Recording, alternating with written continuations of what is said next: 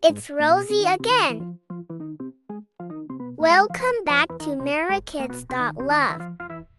Today, we're going to learn about how we use sound energy in our everyday lives.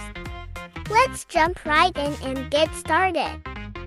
Did you know that sound energy is super important for us? Let's talk about a few ways we use it.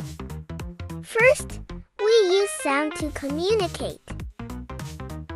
When we talk to each other, we're using sound to share our ideas, ask questions, and even tell stories.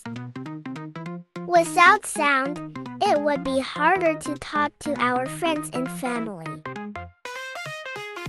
Sound also helps us draw attention. Think about a school bell ringing or a car honking its horn. These sounds let people know something is happening.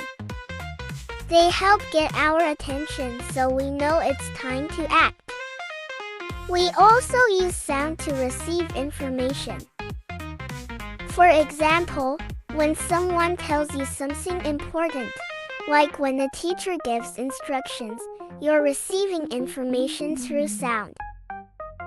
Even announcements or alarms help us know what's going on by using sound.